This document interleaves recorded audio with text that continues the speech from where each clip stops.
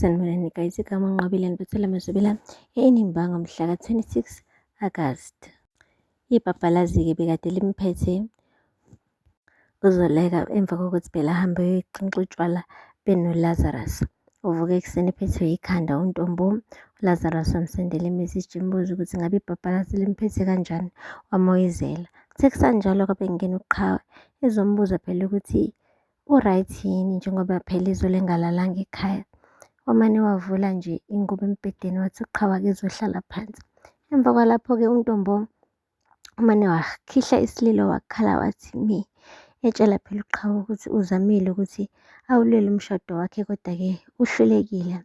uQhawe-ke umane wamhaga uma wakhe wathi mama musa ukukhala, into engiyithandayo nje mina ukuthi uvumile ukuthi uzibeke wena kuqala, wazikhetha wena kunokuthi ukhethe umshado ongeke ukujabulise. Wabona-ke uZoleka ukuthi hhayi i-support ikhona laphaya kuQhawe, wajabula kakhulu wayinikeza ihaki ingane yakhe. Hhayi iy'nyembezi-ke bezidla umunyu namhlanje ngoba nangala uHlathi bekade ekhala iy'nyembezi ekhalela umfowabo uThulani esho ukuthi hhayi impela kulezi iy'nsuku ezimbalwa ulahlekelwe unkosikazi wakhe, walahlekelwa ngisho nayingane zakhe. Impela mekuthiwa indoda iwile kusuke kukhulunywa ngaye uqobo lwakhe. Umfowabo umduduzile-ke wamtshela ukuthi eyi mfowethu ungakhathazeki ngikhona mina, sizodlula kuyona yonke lento le.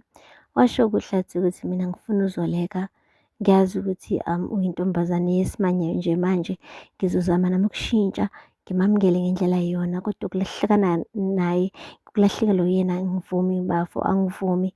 Eyi wazama ukumbonisa uThulani ukuthi hhayi awachithele amanzi, ayikho le nkukhu kodwa kwanhlanga zimuka nomoya. Kucace nje bha ukuthi uHlathi usayifunela ama-love bags laphaya kuZoleka. uThulani uqhubekile-ke wamtshela uHlathi ukuthi indoda khipha yonke into ngaphakathi kuwena, khala. Le nto leyo ukuthi kuthiwa indoda ayikhale iyamanga, kukhiphe konke. Eyi bese kushoda kona ukuthi athi ye. uHlathi emva kokuzwa phela umfowabo emkhulula ethi kulungile akangakhaleli egilweni, amane nje ampongoloze akhiphe konke ukukhala ngaphakathi. Hhayi kodwa-ke impela-ke ubonile ubhuti ukuthi ukuhlala la noThulani lokhu ebalisa ngoZoleka ngeke kuze kumsize. Uhambile-ke wayogeza waba muhle uHlathi. Emva kwalapho-ke wahamba wayekhusela Tech eyozama nje ukuthi ayincengele kuZoleka. uZoleka-ke ube ubona uHlathi nje kwangathi ubona udoti uqobo lwawo akumele awuthathe awulahleke ubhimu. Uthe methi nje uyazama ukuncenga bakithi uHlathi ukuthi eyi ma-loving, hey ngicela ungixolele phela ngiyazi ngikuphathe kabi, ngizozama ukushintsha ngibe le ndoda ofuna ngibe iyona, ngizozama ukwenza izinto kahle, angibe indoda yesimanje manje engaphili isintu. Wamane wathi nje uZoleka seku-late. Wabe ey'susa ngisho izandla zakhe uZoleka eduze kwakhe uHlathi wathi nje akayeke ukuxolisa ngoba nje ayikho into esengalunga emshadweni wabo. Guys, kube ngathi ushawe ngemfe iphindiwe-ke. Emva kwalapho uHlathi wahamba wayoyigxinxa ngotshwala. Yeyi kuze kwasiza khona ukufika kwaThulani futhi ezosho ukuthi bafo akwenziwa njena. Wathi ngiyeke ngiphuze, ngilahliwe wonke umuntu engimthandayo mina. Wathi uphinde wahamba niyombona uZoleka. Wathi nya uHlathi wathi iyabona-ke bafo ngitshelile ngathi myeke loya muntu wesifazane. Wathi bafo ngicela ungisize bandla, hamba ukukhuluma noZoleka umtshele ukuthi ngenze iphutha ngiyaxolisa. Hhayi wathi uThulani ngeke ngikwazi, wathi ngiyakucela bafo ngikhulumele naye uZoleka, ngiyamdinga empilweni yami. Hayi bo guys, yabona-ke manje uZoleka sezoshawa uvalo ngisho emsebenzini ngoba sezohlangabezana nesitokha-ke manje. Ohlezi manje nje elandelwa umuntu oloku ebhizi ethi ufuna hhayi impela kuqhutshekwe nomshado wabo kodwa yena ebengafuni uZoleka. Kupheli-ke lapho-ke guys, siyazi ukuthi emndenini wakaMabandla umeke nje wenza iphutha, hhayi abalenza iphutha bamane nje bona-ke befonela abomndeni abadala ukuze phela indaba ikhulunywe idluliswe.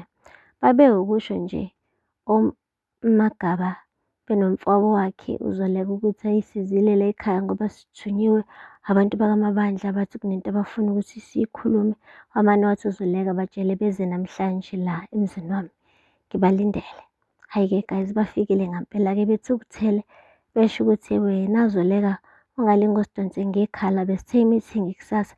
Kungani usilethe namhlanje? Wathi ingobani nize emzini wami kanti la kwami ngenza into engiyithandayo ngesikhathi engisithandayo. Emva kwalapho-ke uZoleka ushilo wathi yabo loya bhuti loya eKhombohlathi siyahlukana sinaye. Guys, uHlathi umane nje wonyelwa amathe emlonyeni ezwa uZoleka embiza ngomfana. Emva kwalapho-ke uZoleka umane nje wacela ungadini boy ukuthi akalethe isipedi ngokushesha ukuze akhiphe phela isigxobo esiney'mpondo zembuzi eyahlatshwa ngesikhathi kungeniswa abantu abadala bakamabandla laphaya emzini wakhe. Wathi lesi sigxobo lesi masiphume abantu bakamabandla bazogoduka naso ngoba akasifuni manje emzini wakhe uZoleka. Guys, hhayi uHlathi-ke umane nje wathula wajama straight emtshela ukuthi hayi bo wena musukuvuma unkosikazi ehudule phansi kanje igama lakho akorobhe ngawe phansi phambi komhlaba wonke. Hhayi uHlathi guys umane nje waba inkuku enqunu umlomo wathula nje wabuka yonke into eyenzeka kodwa akakwazanga ngisho ukuthi aphefumule izwi elilodwa ngoba iqiniso liyasho ngampela ukuthi usemzini kaZoleka akusiwona umuzi wakhe lowayana.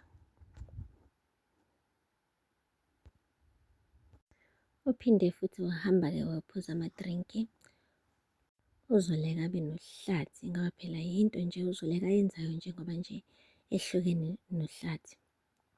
Uthe nje saphuza kumnandi kunjalo, hayi bo kanti kuzofika umawethu naye ethi uzoqeda ukoma laphaya. Umethi nhla, hayi bo nangu uZoleka uyahleka uyaqephuka noLazarus. Umane wacasuka watshela uBhathenda ukuthi ucela amnikeze isitifu esisheshayo.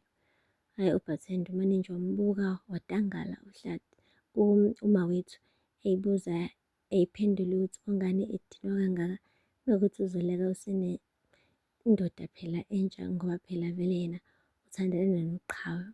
Uze waphahluka wathi hayi bo ndoda wathi ucasuka kangaka indaba mina bengazi ukuthi nje usubamba indodakazi yakhe lo mama lo.